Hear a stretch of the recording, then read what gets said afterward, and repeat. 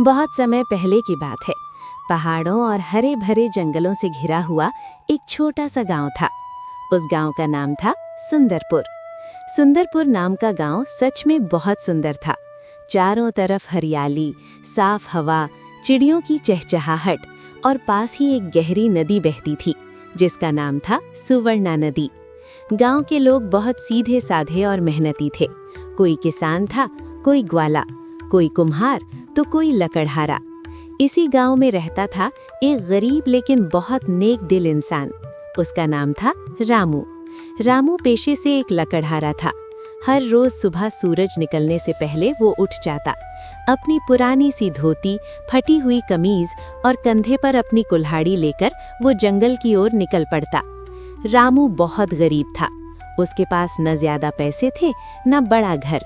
उसकी झोपड़ी मिट्टी और फूस से बनी थी, लेकिन उसके पास एक चीज थी जो बहुतों के पास नहीं होती, और वो थी उसकी ईमानदारी और सच्चाई। रामू की पत्नी सीता भी बहुत सरल और समझदार थी। उनके 2 छोटे छोटे बच्चे थे, बेटा मोहन और बेटी गुड़िया। रामू का जीवन बिल्कुल भी आसान नहीं था। वो दिन भर जंगल में लकड़ी काटता और फिर वो उनको ले जाकर बाजार में बेचता था, और जो थोड़े बहुत पैसे मिलते उन्हीं से उनका घर चलता था। कई बार ऐसा भी होता कि पूरे दिन मेहनत करने के बाद भी लकड़ी ठीक दाम में नहीं बिकती, और जिस दिन ऐसा होता उस दिन उनके घर में ठीक से खाना भी नहीं बन पाता था। लेकिन रामू कभी गलत रास्ता नहीं अपनाता। वो अपने बच्चों से हमेशा कहता, बेटा, चाहे कितनी भी गरीबी हो, लेकिन झूठ, चोरी और बेईमानी कभी मत करना। मोहन और गुड़िया अपने पिता की बातें ध्यान से सुनते और समझते थे। एक दिन की बात है, सुबह का समय था। आसमान में हल्के बादल थे। रामू रोज की तरह जंगल जाने की तैयारी कर रहा था। तभी उसकी पत्नी सीता ने कहा, आज थोड़ा संभल कर जाना, मौसम कुछ ठीक नहीं लग रहा। इस पर रामू मुस्कुराया और बोला, चिंता मत करो, सब ठीक होगा। इतना कहकर उसने कुल्हाड़ी को उठाया और जंगल की ओर चल पड़ा। जंगल के अंदर एक बड़ी और गहरी नदी बहती थी, सुवर्णा नदी। नदी का पानी बहुत साफ था, लेकिन गहराई बहुत ज्यादा थी। रामू अक्सर नदी के किनारे ही लकड़ियां काटता था, क्योंकि वहां पर उसे काफी अच्छे पेड़ मिलते थे। उस दिन भी वो नदी के किनारे एक बड़े पेड़ पर बैठकर लकड़ियां काट रहा था। लकड़ी काटते काटते अचानक रामू की कुल्हाड़ी उसके हाथ से फिसल गई और वो कुल्हाड़ी सीधे नदी में जा गिरी। इसके बाद रामू बेचारा घबरा गया।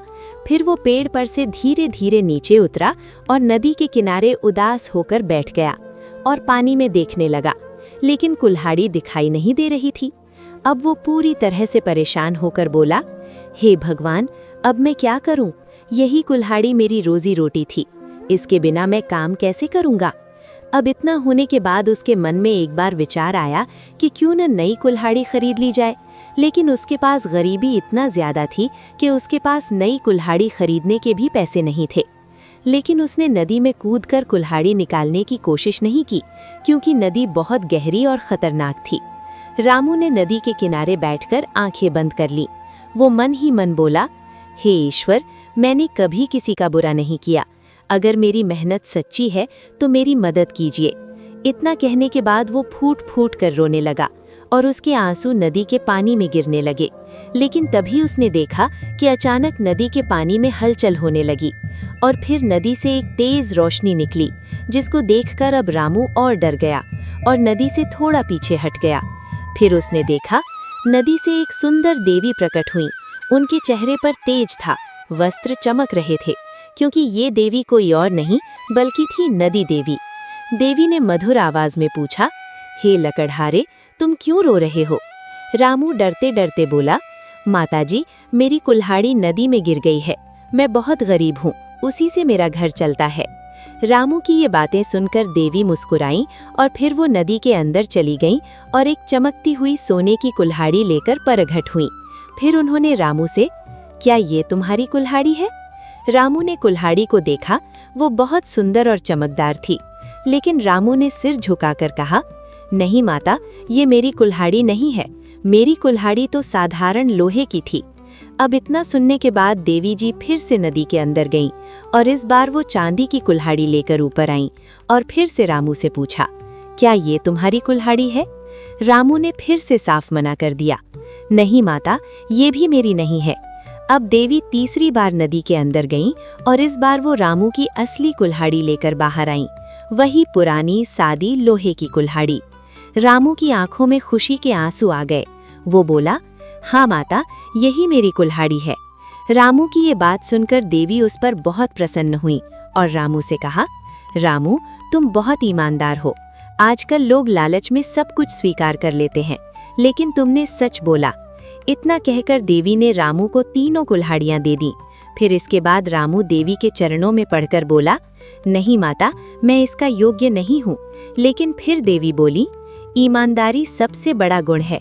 जो ईमानदार होता है वही सच्चा धनवान होता है। इतना कहकर देवी नदी में विलीन हो गईं। फिर इसके बाद रामू उन तीनों कुल्हाड़ियों को लेकर खुशी खुशी अपने घर लौट आया और जब उसने सारी बात सीता को बताई तो उसकी आंखों में भी आंसू आ गए।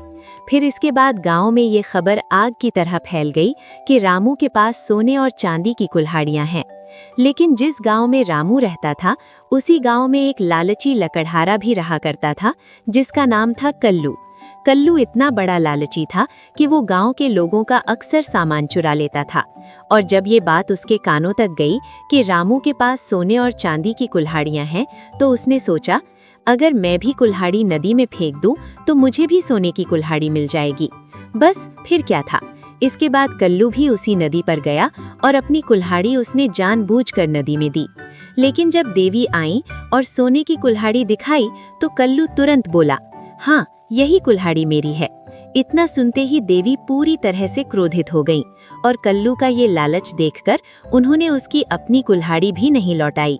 फिर इसके बाद कल्लू को अपनी गलती का एहसास हुआ, लेकिन तब तक बहुत देर हो चुकी थी।